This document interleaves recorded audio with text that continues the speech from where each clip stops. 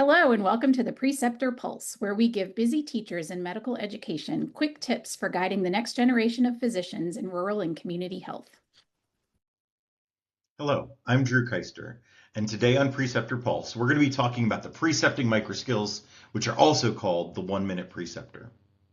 When I think about the way that precepting is usually done, the way that I see it most often, a resident goes to see the patient on their own, and then they present a long story to the preceptor. They go into a lot of detail, and sometimes as they get more advanced, the preceptor lets them shorten that. But more often than not, it's a longer presentation than we want. And then the preceptor asks questions and they negotiate the plan, and then they'll go see the patient together. That's the most common way that I see precepting happening in outpatient environments. The 1-minute preceptor, or the precepting microskills, is a simple framework for teaching during patient care that sort of turns that around on its head. It begins with the diagnosis and then it moves to intervention. It requires a rationale for the diagnosis from the resident or the learner, and the intervention progresses from broad general terms to specific things. It's a 5-step approach, and we're going to go through each of those here. The 5 steps of the precepting microskills are: get a commitment, probe for supporting evidence, reinforce what was done well, correct mistakes, teach general rules. And so we're going to go through each of those here in order, and we'll talk a little bit about each of them. The most important thing for a learner to do when they're presenting a patient to a preceptor is to make a commitment. When they've thought through it already on their own and they've made a commitment, even if it's them saying, this is what I know and this is what I'm not sure of, that means that they're primed and they're ready for a teaching intervention.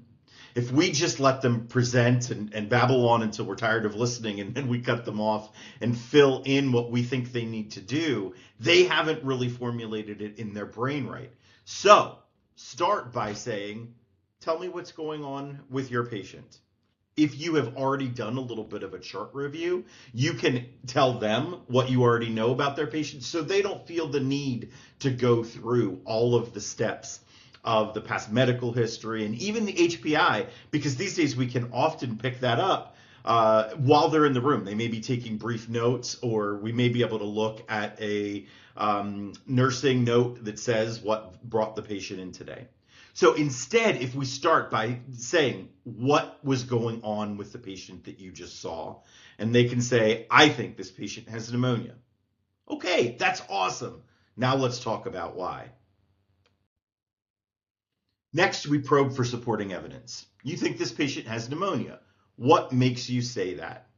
And so we can get then information from the learner about their thought process. And this is what's really helpful to us, because when they've made mistakes, which they often will, when they give us their supporting evidence, we can ask extra questions. Oh, okay. So yes, you see that this patient has a cough and a fever, and you're concluding that this is pneumonia. Well, tell me about their physical exam. And if they're having wheezing, then, okay, that could be pneumonia, but maybe not. And so we can start to ask some questions about where their logic might be falling down.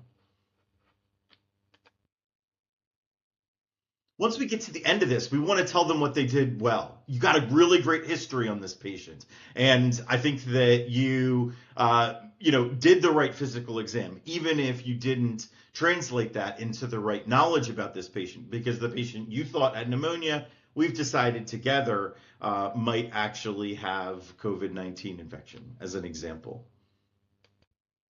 Now we have the opportunity to correct mistakes that the learner may have made through their encounter. So we can say, yes, you did a good job with the physical and the history, and you came to one reasonable piece of the differential diagnosis. But when you see somebody with fever and chills, we need to think about what specifically does their lung exam sound like. And if they are not having bronchi, they're much less likely to have pneumonia. And then finally, we can conclude by teaching a general rule.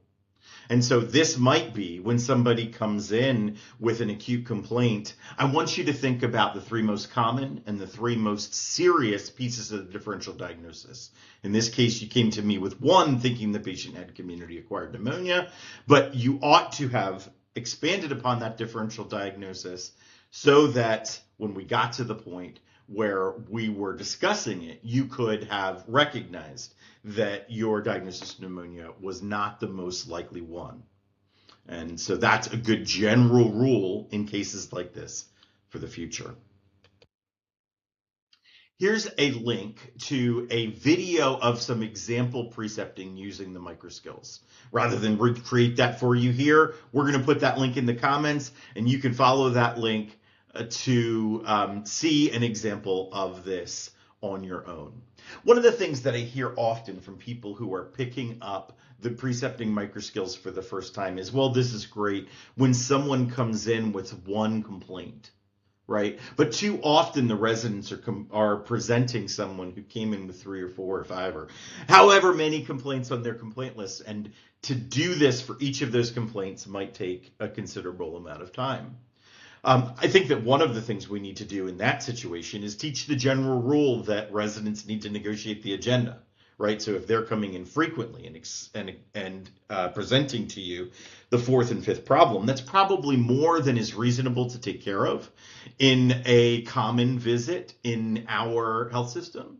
Which often by the time they're graduating might be a 20-minute visit, for an example.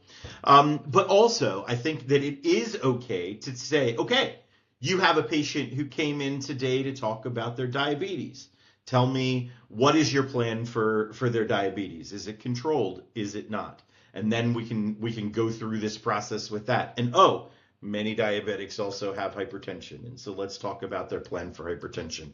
And we can do this very quickly in a cyclical fashion.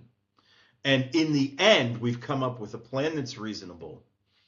But we probably still only want to include one general rule to take home about it. And it might be that rule about negotiating the agenda, right? That might be the one takeaway point that they need to get from this scenario that's most important. And so keeping in mind that it is something, we can use this process even when it's for multiple complaints in the same visit. The other piece about that is that preparation really helps. Get to your precepting sessions before they start. Make sure you set the expectation that your learners are there in advance as well, and look through the schedule with them.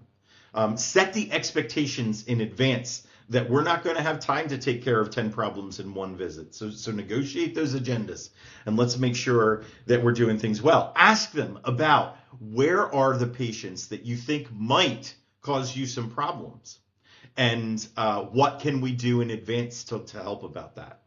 Ask them about where their learning goals lie. What are you working on right now, so that we can set and think about what are the general rules that we can be teaching that are addressing the point in their learning that they're most interested in right at this moment. And the other piece is that I mentioned it briefly earlier, review that chart while the resident is in the room with them. You don't necessarily have to review every chart in a ton of detail the night before the session, but you may have some downtime during the session, and especially if you see that a resident's been in a room for a particularly long period of time, look over that chart summary, look over their med list, and have an idea about what may be going on. Be careful, your biases can set you up for problems in that case, because they might come in about talking about something that's not anywhere in their chart. But having that background is going to help you and help the learner to frame the encounter in a way that is most helpful, rather than waiting to be a blank slate when the resident comes out. And then they will really feel like they need to present all of the details to you, which is going to lead to that 5-minute presentation that you don't have time for, especially if you're precepting multiple learners or seeing patients on your own, in addition to precepting one learner. So in summary, I hope you already know that precepting is fun and rewarding. Using the microskills that are listed to the right here does take practice, but it'll save you time in the long run. And being prepared helps. Looking ahead and knowing what you're in store for this session, and even talking to your learners about what they should expect, is really helpful. Thank you so much for joining us for this episode of the Preceptor Pulse. Thank you for joining us for the Preceptor Pulse. We hope this was a helpful resource for your teaching role.